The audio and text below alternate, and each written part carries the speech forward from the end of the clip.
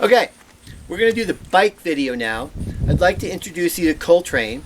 He will be out on a bike monitoring the bike. So if you do have any bike problems, a flat tire or whatever, then he'll be by and he'll be able to take care of you. He doesn't look very happy, does he? I guess if he's put to work at the triathlon, maybe he won't be so happy. All right, so our bike course, all right? There are, it's getting too dark for sunglasses, sunset just a couple of minutes ago. The Olympic race is starting first at 7 a.m. And the sprint race starts second. A 15-minute break after the last Olympic wave. It ends up to be 7:25. Generally, we always start on time. I don't see any problems with that this year either. But listen for announcements at the transition area, and again, obviously at the swim start. Now the transition area closes at 6:45, so you need to be completely out of there and ready for your swim at 6:45. Now there's the sprint. The Olympic course goes first. Right, and it's going through the sprint turnaround as the sprint turnaround people are turning around.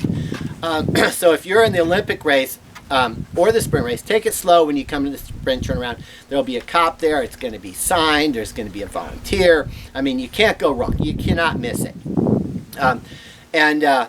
So the Olympic athletes are going to stay to the right and go by, and then the sprint race, they bear to the left, and then they make a U-turn and go back the way they came. The sprint race isn't out and back. The Olympic race is actually around the lake through North Fork. So there will be a map in your packet about the sprint turnaround. Please glance at that for a bit, because it's very, very safe if we're all prudent and we don't feel like we have to go 30 miles an hour through it. So be careful with that. Now, these roads are generally lightly traveled. There have been reports of some traffic, but generally that's not the case. Regardless, the roads are not closed, and while we do have police officers out there, we have signs out there, still, be aware of traffic. Even if you are 100% in the right of way, if you have an altercation with the car always wins, no matter who is right. So just don't have that that interaction with the cars. Just be safe. Be aware when you're out there. Now, we do have a bike support vehicle. It's a white pickup truck with a yellow light bar.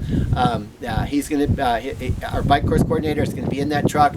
We'll be patrolling the bike course, and can take you back to the finish line if you need, or give you whatever assistance that you might need as well. We also have CHP officers out on the course. Their job is to make sure that you're safe from traffic. And there's also, like I said, volunteers. There's a lot of signage out there in terms of which way to go. We've had good success with this bike course. It's challenging. It's a lot of fun. On the back side of the lake, the road is a little rough because it's under the trees, and but it's not so terrible that it's not a lot of fun to ride on. So it's a good course, and it's very difficult. We generally don't have many cyclists approaching that hour barrier. So be ready for a challenge, not overwhelming challenge, but ready for a challenge that you certainly can tell stories about after the race. Now, in the transition area, we have a bike mount and dismount. We talked about that in the transition video. Make sure that you are off your bike until you hit that mount line going out, and make sure you get off your bike at the dismount light coming out. Now, coming out of the transition area is Road 432, and it's essentially straight up. It's a steep hill, so don't be starting in your big chain ring when you're mounting your bike.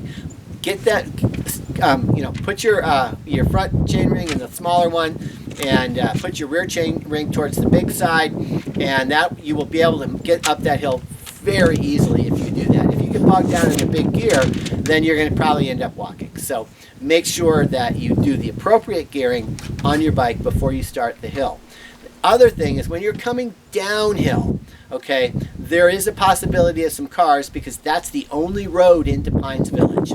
And we have cones, we have volunteers, we have a CHP officer at the top, but nevertheless, be careful about those cars coming down, and realize that when you get to the bottom of the hill, you have about 25 yards to stop your bike and dismount. So be aware, start feathering your bike or your brakes when you get down to the end of that road.